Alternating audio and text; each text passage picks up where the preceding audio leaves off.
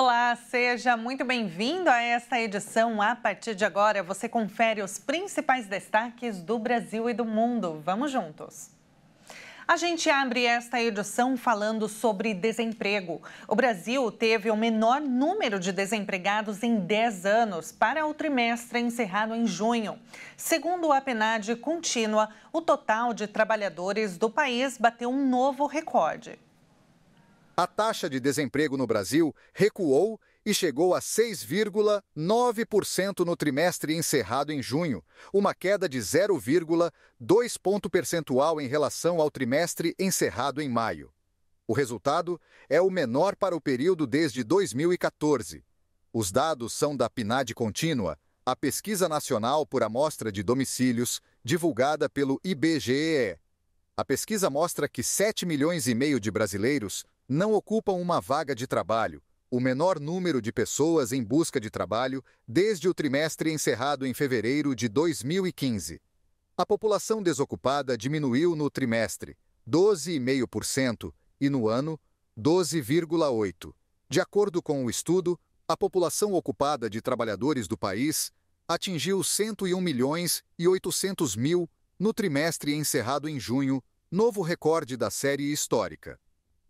Além disso, o número de trabalhadores com carteira assinada de 38 milhões e 400 mil e, sem registro em carteira, de 13 milhões e 800 mil também bateram o recorde da série histórica, além do total de empregados no setor privado, que soma 52 milhões e 200 mil. Já a população fora da força de trabalho não mostrou variações significativas em nenhuma das duas comparações, permanecendo em 66 milhões e 700 mil. E agora a gente traz um destaque internacional. O Banco Central dos Estados Unidos manteve a taxa de juros, mas sinalizou cortes em setembro. A taxa atual é a maior desde 2001. O Banco Central dos Estados Unidos manteve os juros do país inalterados na faixa de 5,25% a 5,50% ao ano. A taxa é a maior desde 2001. A medida já era esperada pelo mercado e veio após o comitê ter mantido o mesmo referencial na última decisão em junho. Em entrevista a jornalistas, o presidente do Banco Central dos Estados Unidos, Jerome Powell, disse que um corte na taxa pode ocorrer na próxima reunião do colegiado, que acontecerá em setembro, caso os dados econômicos sigam como o esperado. Os juros em níveis elevados nos Estados Unidos aumentam a rentabilidade dos títulos públicos norte-americanos. Isso se reflete nos mercados de ações e no dólar, com a migração cada vez maior de investidores para o país, em busca de melhor remuneração. No cenário macroeconômico, os efeitos dos juros altos nos Estados Unidos também se refletem no longo prazo, indicando uma tendência de desaceleração econômica global, já que empréstimos e investimentos também ficam mais caros. No Brasil, investidores seguem na expectativa pela decisão do Comitê de Política Monetária do Banco Central.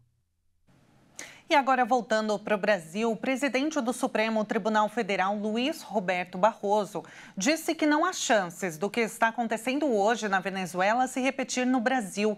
O ministro que presidiu o Tribunal Superior Eleitoral assegurou que as urnas eletrônicas e as instituições brasileiras impedem uma fraude eleitoral.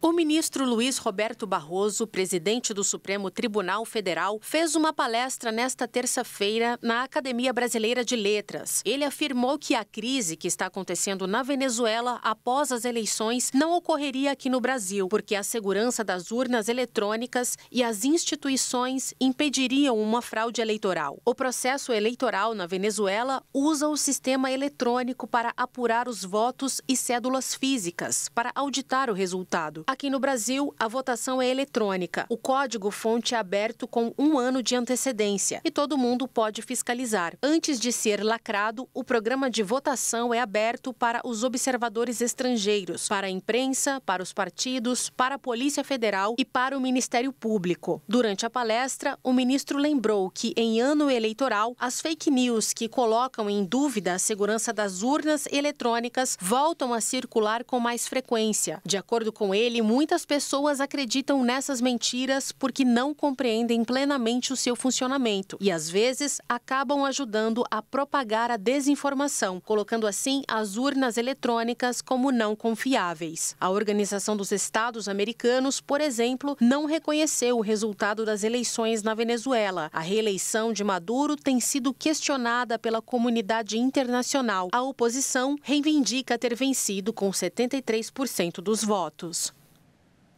E as constantes mudanças no tempo estão provocando algumas alterações bem sensíveis à saúde humana. Agora, gente, até a dengue, que deveria diminuir no inverno, está resistindo. Vamos ver.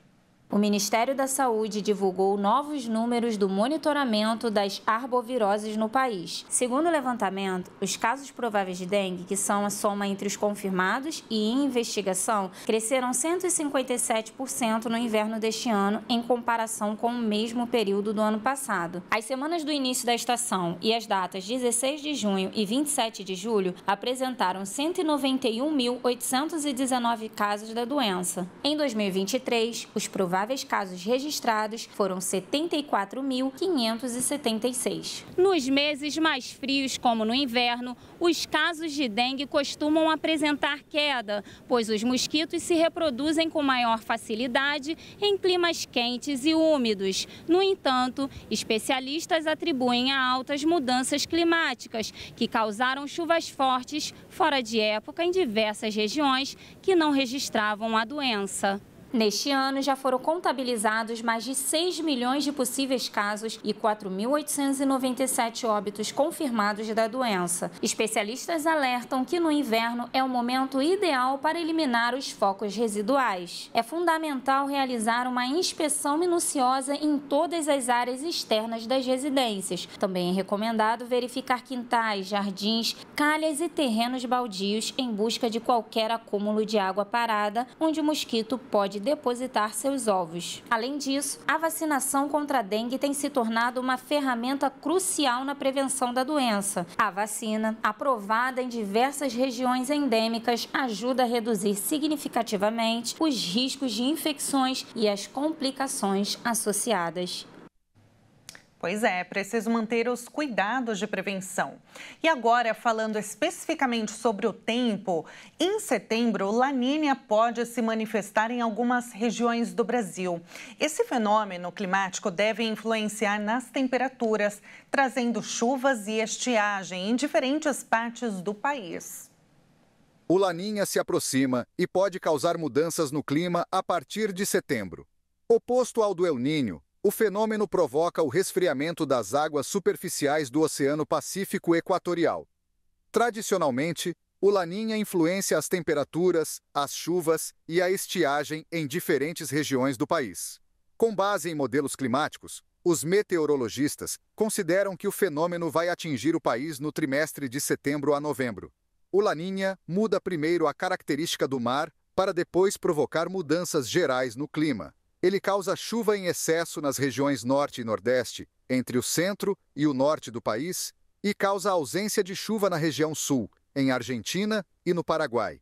Mas o Centro de Excelência em Agricultura Exponencial prevê que o La Niña deste ano não será tão forte como em anos anteriores. E com isso, na região sudeste, espera-se que as temperaturas fiquem um pouco abaixo da média, apesar de ser um período quente no país como um todo.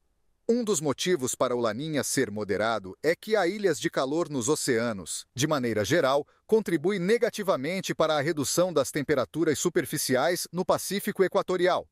Há suspeita de que o aquecimento global esteja relacionado a esse desequilíbrio. E esta edição fica por aqui. Muito obrigada pela sua companhia e a gente se encontra ao longo da programação. Até mais!